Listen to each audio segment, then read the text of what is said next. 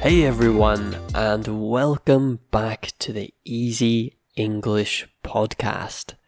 I'm Oliver, and today we are going to look at a very cool topic, and that is language learning myths. And what is a myth? So a myth is something that lots of people believe, but it isn't actually true. So for example, some people have lots of myths around health. So things that you should eat or do to make something better. But it's just a myth. It's something that is made up and lots of people believe. And the same applies for language learning. And that's what we will look at today. We'll look at some language learning myths.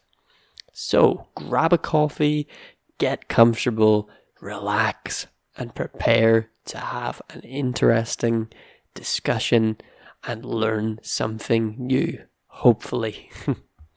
Okay, so the first myth, and this is something I've talked about before, and looked at this method of learning, and it does work for many people, but the myth is that you have to learn English like a child, or you have to learn English or a language when you're a child to properly learn the language. And I hear this all the time. The idea is that kids pick up languages naturally. So it's much easier to learn languages as a child.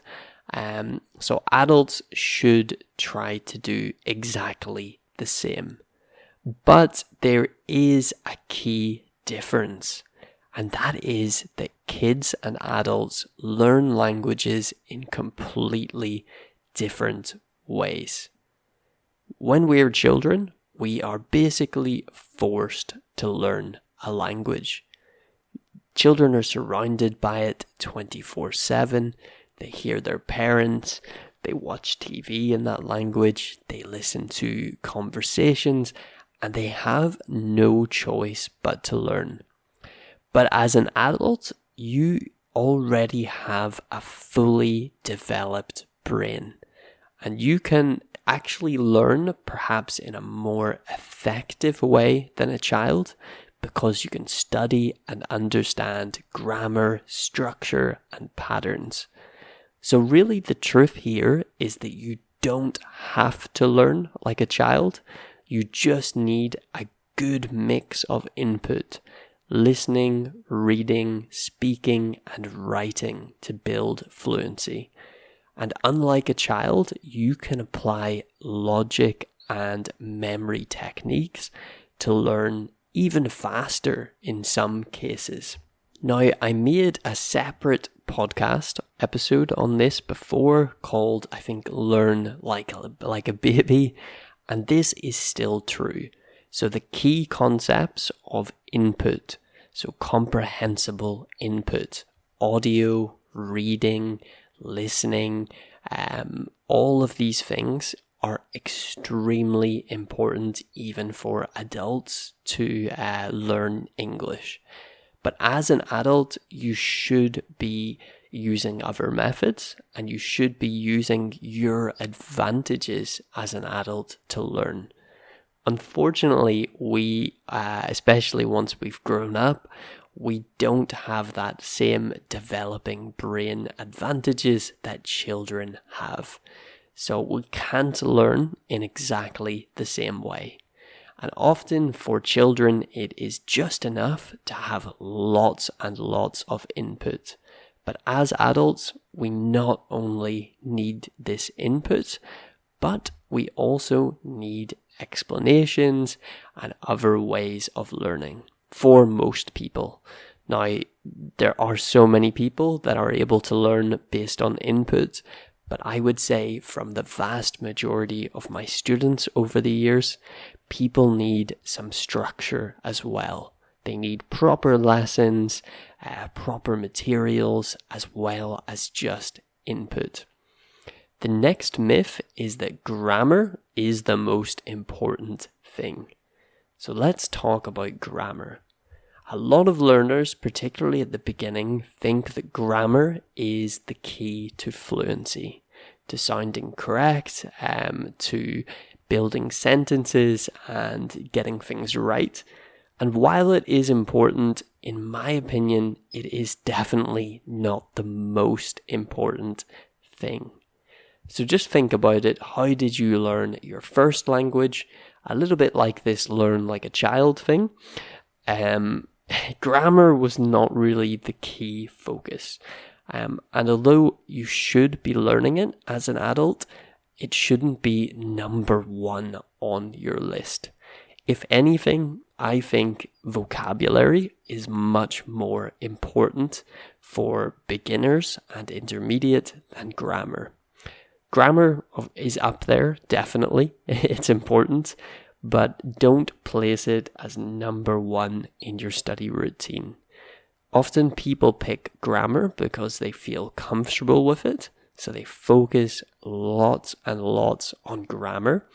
And as a result, they tend to avoid speaking and other difficult tasks that maybe they're a little bit worried or nervous about doing. So do get out of the comfort zone and don't just focus on grammar. And grammar as well, I don't think it's the most important thing because it can actually hold people back if they're too focused on grammar and making mistakes. But do have a healthy grammar routine as well.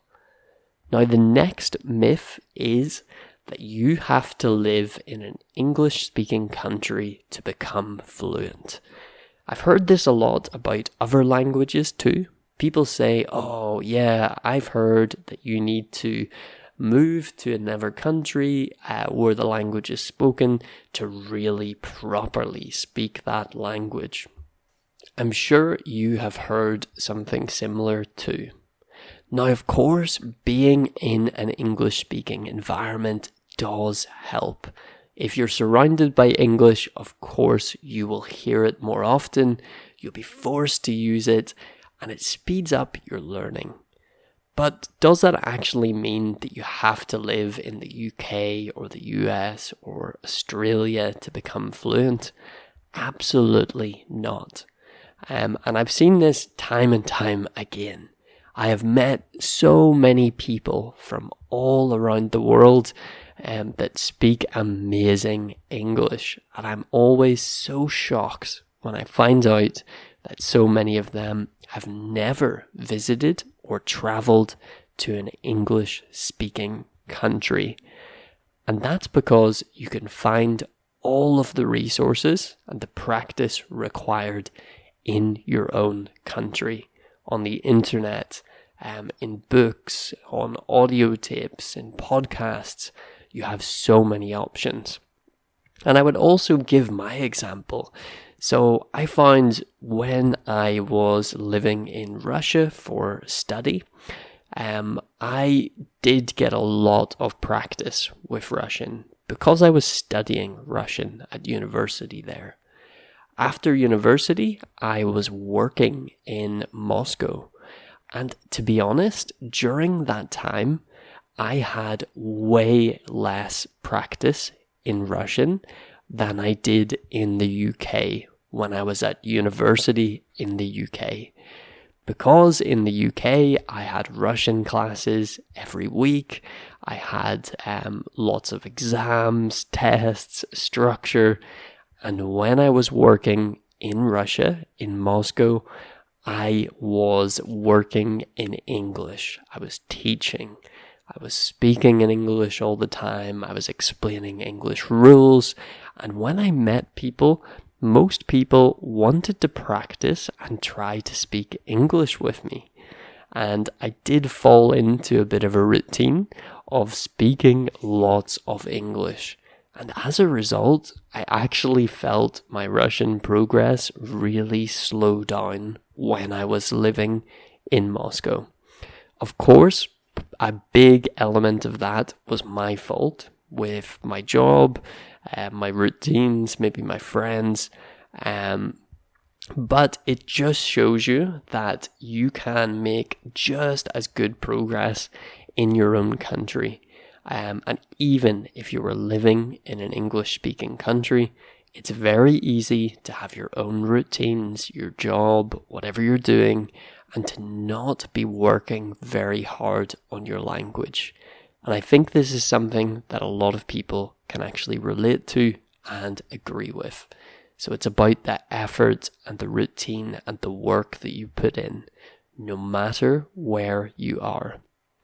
The next myth I've heard from so many students, and that is that adults can't become fluent, particularly older adults into middle ages and above. People will often say, it's too late for me to learn or speak English fluently. And that is just not true. Sure, kids do have an advantage when it comes to pronunciation because their brains are still developing. But when it comes to grammar, vocabulary, conversation skills, I think that adults often have the upper hand. They have an advantage because we can study more effectively and in a more structured way. I have met people studying English fluently, and they're speaking fluently right into their 50s, 60s, 70s, and even 80s. So the real key is consistency, regular practice, daily exposure, and the right mindset. Age is not a barrier to learning English unless you believe it is. So that is the final point I wanted to talk about with language learning. And I just add in as an extra one that you don't have to be perfect to speak English. A lot of people feel or have this belief inside that they need to say something correctly to start speaking or to speak. And what happens with that? You just wait and you never actually practice speaking because you're quite afraid to make mistakes. But native speakers make mistakes all the time. We forget words, we mix up grammar, and we even make our own words up sometimes. So fluency is definitely not about being perfect. It's not about having perfect grammar or pronunciation. It's only about being able to communicate your ideas clearly and naturally. That is what being fluent is.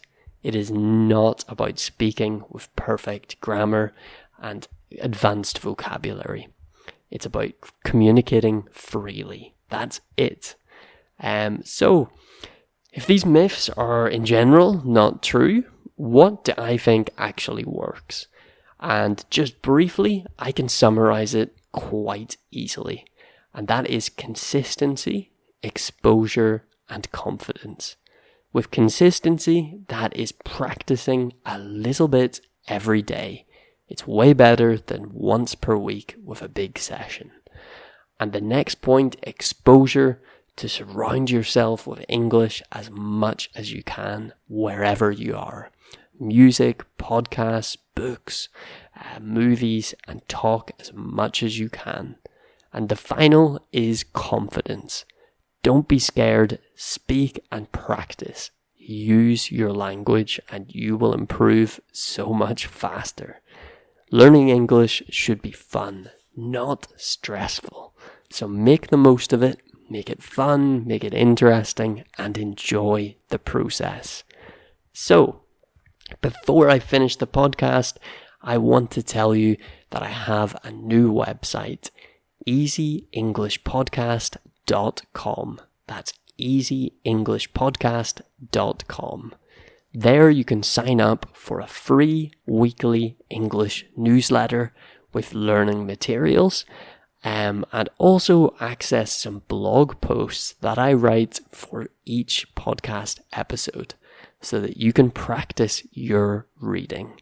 So that's easyenglishpodcast.com. Thank you for listening, and I hope you have an amazing rest of your day. Goodbye.